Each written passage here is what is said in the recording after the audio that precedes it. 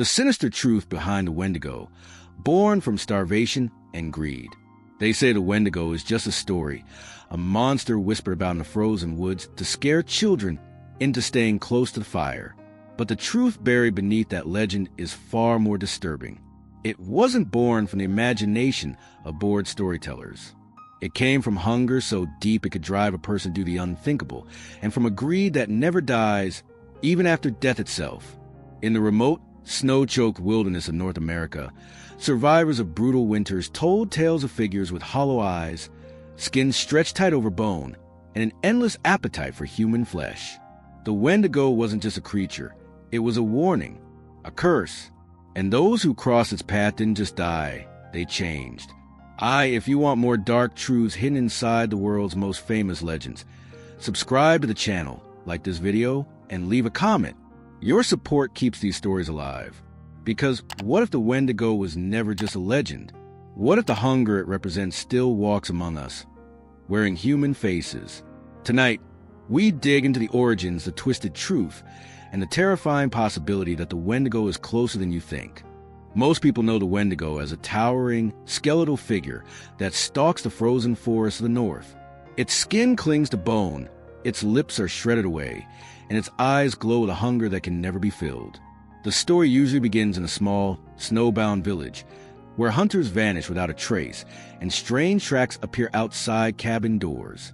Children are told not to wander into the trees after dark, because that's when the Wendigo comes, silent, patient, and always watching. In the popular version, the Wendigo is said to be born when a person, trapped in the wilderness, eats human flesh to survive.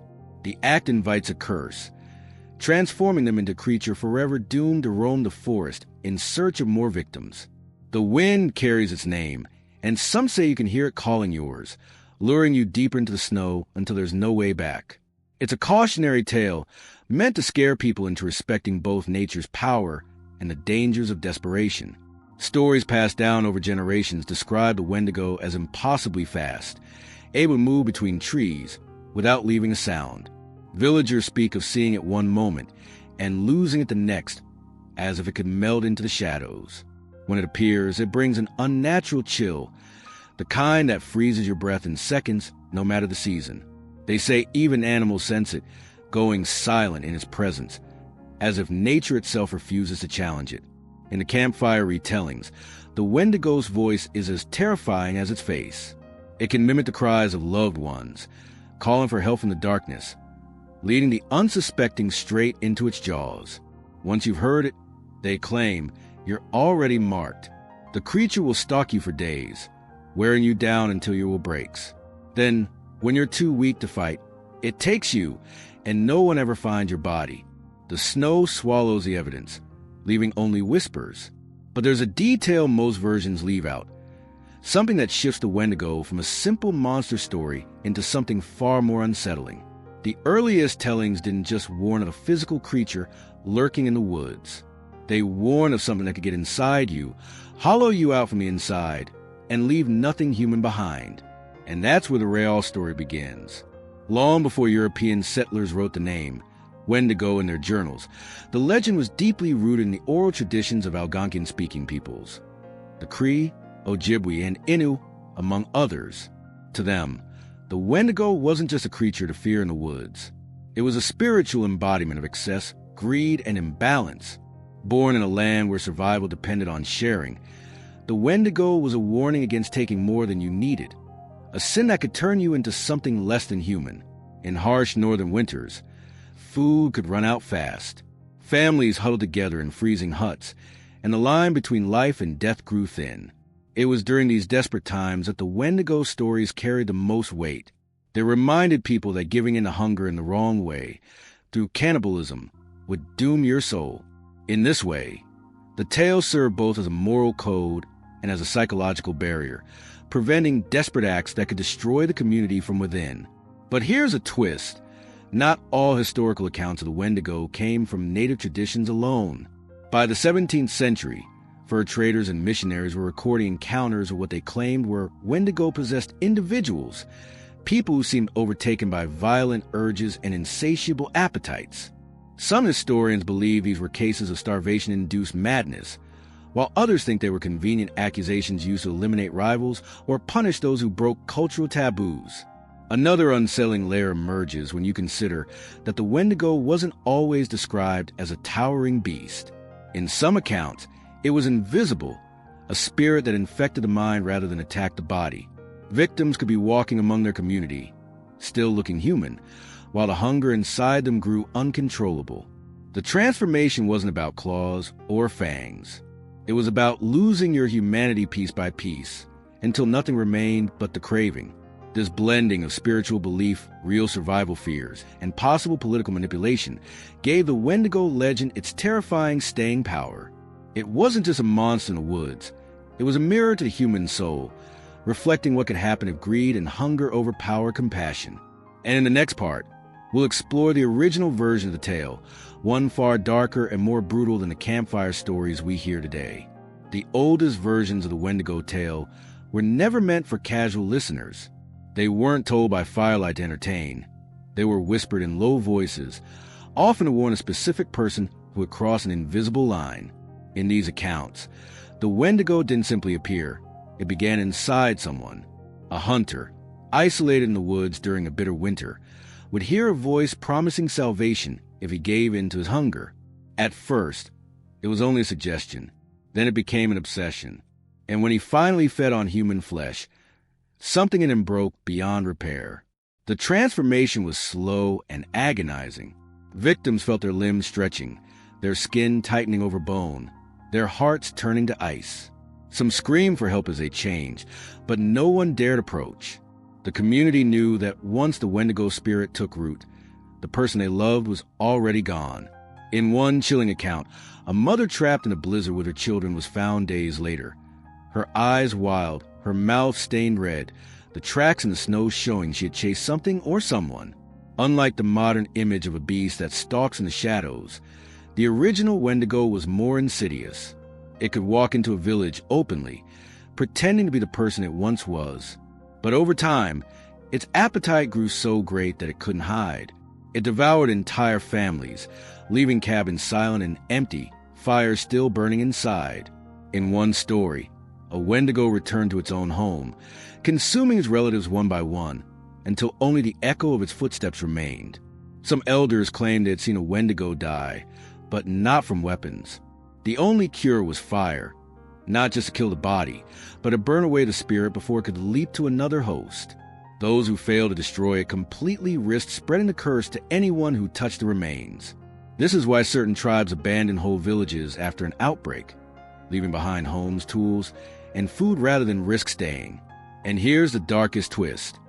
Some accounts suggest the Wendigo spirit could pass even without cannibalism, slipping into a person through dreams, envy, or greed. That meant anyone, no matter how well-fed or secure, could wake up one day with the hunger already inside them. And once it started, there was no turning back. Beneath the frostbitten horror of the Wendigo lies a web of symbols that speak to something far deeper than the fear of a monster in the woods. Hunger in these stories isn't just about food. It's about desire without limit, the kind that devours everything in its path.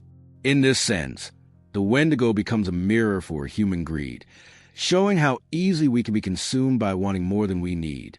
The icy forests where it roams aren't simply settings. They represent isolation, the perfect breeding ground for desires to grow unchecked. The trials in Wendigo stories often involve resisting temptation, and they carry a striking resemblance to moral tests in other cultures. Hearing a voice in the snow calling your name, or seeing a figure in the distance that looks like someone you love. These are tests of resolve. To follow is to fail, and yet the lure is so strong that even the most disciplined can falter. This is why the Wendigo isn't just feared, it's respected, for it embodies a line everyone hopes never to cross. Silence plays a central role, too. In many versions, villages struck by the Wendigo curse become unnaturally quiet.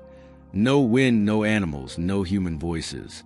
This silence is symbolic of both death and complicity.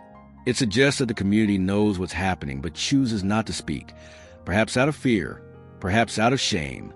It's a reminder that evil often thrives when people say nothing.